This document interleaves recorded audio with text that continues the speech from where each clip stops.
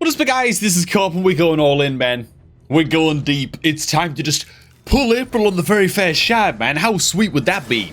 Oh god, I can't, never mind. We'll actually pull a Durandal, also known as Durandil, but those people just don't know how to pronounce his name correctly, you know what I'm saying, man? Not a bad little epic champion to start us off with. I want to do a review video on this guy actually pretty soon here on the channel. Brings a big old smack on his A3 that ignores 50% of enemies' defense on a 4-turn cooldown. Also plays perfect veil buff on himself if that hit is critical. Brings some AoE action as well. This doesn't actually hit that hard, but it's pretty okay. It's all kinds of 10 meter fill as well on this skill, and so, you know, maybe some use in Spider and stuff. Double hit at A1 with chance to place freeze. Now, for the current progressive chance event that's going on right now during CVC, we've locked in good old April O'Neil. Why? Well, first of all, when it comes to these progressive champions, I actually thought that it was Armand's and not Fabian that was going to be in this event, so I was all ready to pull for Armand's, and then I realized the other night, like, oh crap, wait a minute, that's Fabian.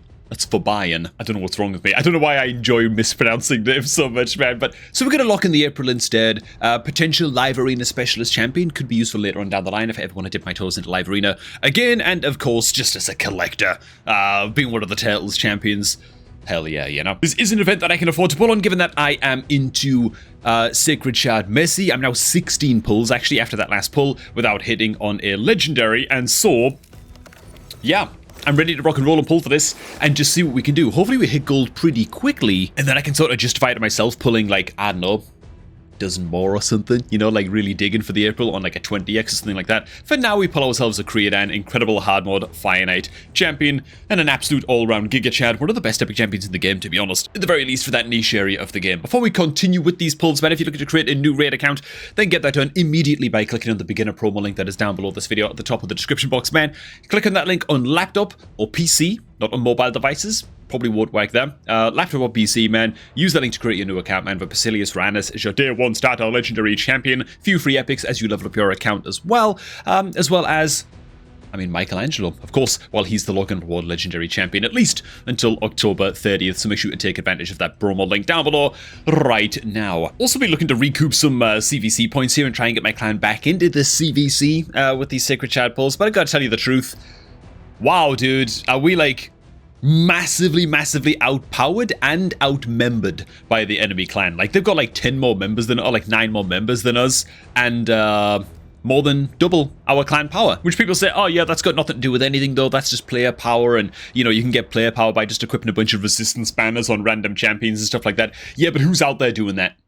Who's out there legitimately just equipping random resistance banners to rare champions and stuff and being like, oh, look at my player power? Nobody's doing that, okay? Clan power is a pretty good measurement of how advanced, in general, players are in that clan. How many of them are hitting high levels of Hydra, Ultra Nightmare Clan Boss, all of that kind of thing? Yeah, they've probably just got a lot more resources than us. We pull our way into another epish. It is Cagebreaker. Is Cagebreaker actually any good? I don't know, man. I feel like most epics that have got like 4s and 4.4s and stuff in their reviews are just really bad, but it's got like some hipster fan base following it. A1 places decreased defense, 4 times at random on the A2. I hate it whenever I read a skill like this. I feel like attacking him 4 times at random, it doesn't matter what debuff it places. It just doesn't really feel that good most of the time. Unless it's like a Royal Guard. Decrease speed, decrease 10 meter. Unlike Royal Guard's A3, it's like the only skill I can think of that works like this that's actually decent. And then on the A3, 410 cooldown, attack all enemies, destroy each target's maximum speed by 50% of the damage inflicted, grant extra 10 if this attack kills an enemy. That's actually not a bad skill, to be fair. Okay, maybe Cagebreaker's okay. He's alright, but I tell you what he isn't. April O'Neil. Let's keep on cracking, man. Come on, dude. I don't think I've ever...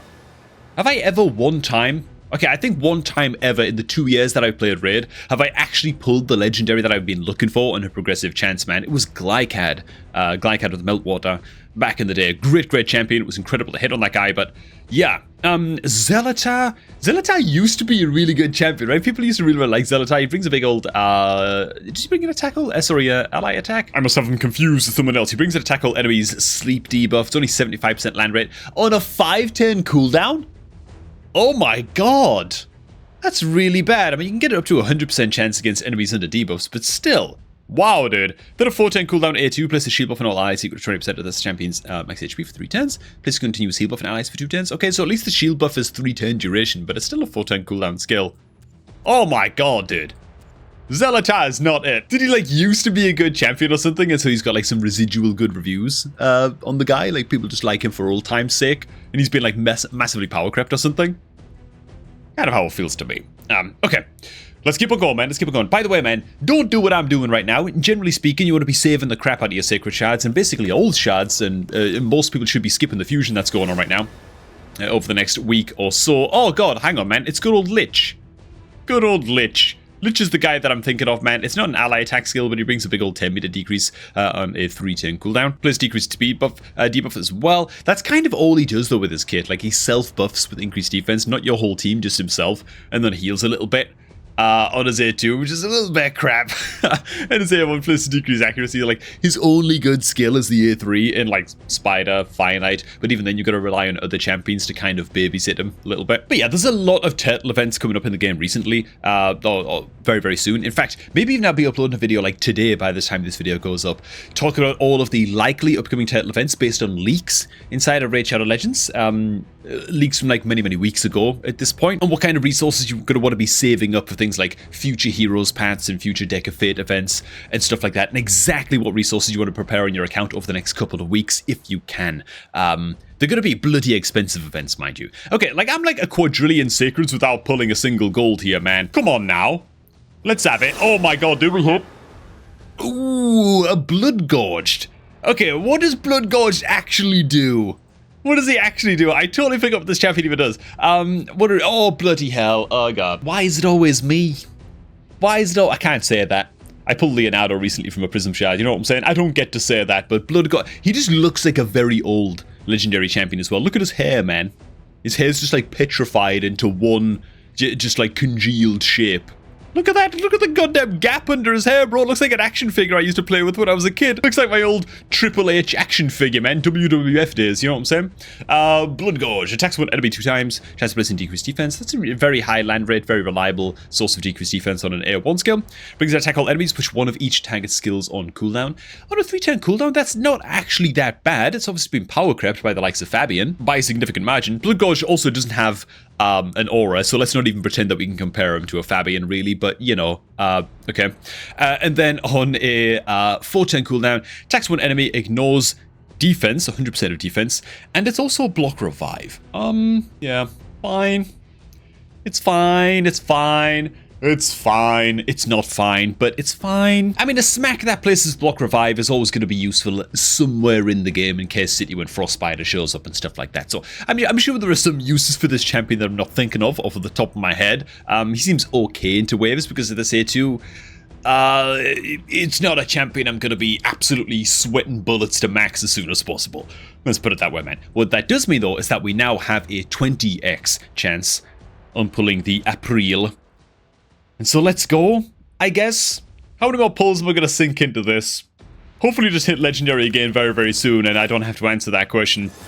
Because things can get out of hand very quickly. Oh, no, he's here again, man. He's back. He's back. I can't get away from this guy, man. The Masked Fear Mong. They could just end the name right there, dude. Oh, God. One of the West Epic champions in the game.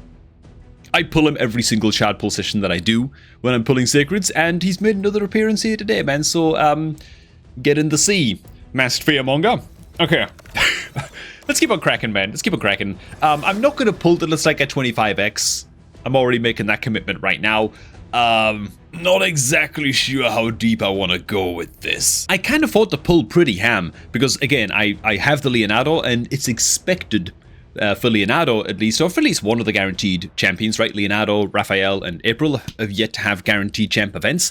At least one of them is probably going to be a hero's path of some kind, or something that requires sacred shards, and I'll get to skip on that event, at least. So that's part of the reason I can get to do this on my account, and obviously, content creator, spendage to make videos like this happen, you know? And so I'm going to go ahead and dig deep here so that you don't have to, man. What's Taurus all about? Is he any good? Heals by 20. Okay, so an A1 that heals himself a bit. 100% land weaken on the A2. And then on the A3 14 cooldown, this champion receives damage equal to 99% of their current HP. Plays an unkillable buff in the champion for 2 turns.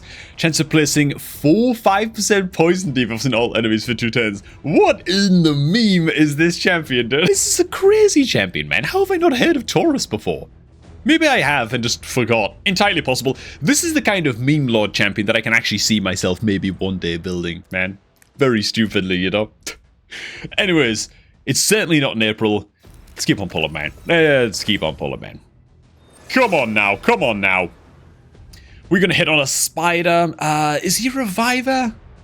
No, he's not. He's actually a support-based champion with attack all enemies, decreased duration of all buffs by 1 turn, chance of placing decreased attack. It's not 100% land on the decreased attack, but it is a 3-turn cooldown at least. Chance of placing decreased defense, debuff on all enemies for 2 turns. That's 100% land rate, 5-turn cooldown though. Also chance of placing a weak version, weakened debuff for 1 turn. Why is it a 5-turn cooldown though? That's kind of crazy, man. A 4-turn, I'd understand a skill like this, but... bro, spider. Get him off my screen, man. And replace him with April O'Neil, gosh darn it. Oh, god damn it. Never mind. We pull a old Gruckus, who is actually not a terrible champion. He does bring heal reduction and AoE decrease attack and attack all enemies 310, which is actually quite nice. Into waves, into certain areas of the game, into Amius maybe eventually, further on down the line. Rest of his kit's a little bit sort of hit and miss. He brings a 310 cooldown A2, that's an attack one enemy plus decreased speed, and a chance of decreasing target's 10 meter by 30%, but it's like a... it's a very awkward 80% chance of decreasing enemy 10 meter, and so it's what a strange number to settle on, you know, for a 10 meter decrease, right? It's not, it's pretty reliable, but if it goes wrong, and it can go wrong, that's a big chunk of 10 meter to miss when you kind of low roll and get unlucky with it, you know? So, yeah, strange champion. I did actually build him up for a level 50, just for progression in the past. And you know, I used him for a while, 10 meter controller into Scarab King and stuff like that, so... I did actually get some use out of him. Broodlord's one of those champions that's actually almost a good champion. Attack all enemies, 50% land rate stun debuff for 110. Chance increases to, I guess, well, that's 85% booked against enemies under decreased speed debuffs. He just plays decreased speed debuff on enemies who attack allies that are under ally protect. However, his ally protect only places ally protection on 1 ally for 2 turns, which is a little bit gnarly. And this is really the part of his kit that just really holds him back, you know. By no means like a terrible champion, can get some use out of him in the faction wars, you know, there are definitely worse epic champions in the game, but yeah. Probably not the kind of champ that we are looking to build out at this stage. On our account, man? Okay. Another epic, it is a Jotun. Places HB ban, right? Attacks one enemy, chance of placing HB ban, blah blah blah. I mean, he places HB ban for 4 turns on a 3-turn cooldown skill, which is a bit strange. Smack on the A3. He doesn't actually bring any way of activating HB ban though, and his decreased defense is only the 30% version. Yeah, even for Demon Lord, I'm not sure that I give him a 4. To be honest, it's just a little bit too one-dimensional in what he does. Feels like it needs a little bit something extra, man. Okay, come along now, come along now. Oh, it's another gosh darn epic, man. Hoskorul. Allow myself to pull like 3 or 4 more sacreds, by the way. I'm not gonna lie, I'm not trying to hit the bottom of the barrel here. I am gonna need time to prepare a little bit for any potential upcoming shard events in the future. So, Hoskorul's one of the best epics in the game in terms of wave control. Attacks all enemies, 75% land stun, a 3-turn cooldown is very high land rate. He also just passively increases damage inflicted by all allies against stunned enemies, so that's great as well for supporting your nukas. Yeah, also places increased defense, increased res on an AoE on his A3, chance to place stun on his A1. Very solid champion all round. Most people are probably building a Hoskorul if you go ahead and pull him. I think I've got one in the vault. He's like 5 stars or something. I'm working on it. You know how long I take, man, to level up champions in Minotaur, man. Come on, man, make it gold. Oh, god damn it, dude. It's a to-go, increase speed, heals, revives. Get a lot of use out of this guy on my free-to-play account, but he's not him. Oh, he's not her, rather. It's not the champion that we're looking for, man. Another epic pops on out, Lady Annabelle. Another champion that I actually built up very recently on my free-to-play account and found up masteries for this champion, such that she can actually solo Scarab King on my free-to-play. It takes her forever, but she can solo Scarab King, at least on normal mode. Doom Tower, in hard mode, she just takes way too long, but in normal mode, she can do that job. Most notably, though, she's great for soloing Dreadhorn Bommel into Doom Tower, so definitely a worthwhile build there. Let's crack another, man. Let's crack another. It's an epic, and it's another gosh darn Taurus. And with that, we concede that we're probably just gonna have to go ahead and partake in whatever the guaranteed event for April O'Neil is gonna be. I don't want to pull any more sacreds on this one, man. We've done our absolute madness for the day. We did hit gold, was a Lego, but was it really a Lego? No, it's fine. It's fine. It's fine, man. If you say it enough times, the pull doesn't feel so bad, man. It's fine, okay? Blood Gorge, it's fine, man. Hey, thanks for watching, guys. Hope you all enjoyed the happy little pulls. Got a lot more shard pulls coming up, I think, in the coming weeks with all of the guaranteed events that are probably on the cards. Summon Rush Sacred pulls are coming up soon as well, so I do have to save up for that. I am going to be going for the fusion after all. And so, yeah, good luck to yourself in all of those upcoming shard pull events if you do decide to pull. But by and large, yeah, don't be doing this on your own account. Saving up for those guaranteed turtle events. Probably going to be on the cards for most people. Thanks for stopping by. If you're looking to create a new raid account, get that done right now by using the beginner promo link that's down below this video at the top of the description box. And I'm going to catch all of y'all just a tad bit later. Oh, April. I can't believe it, man. She's dodging me.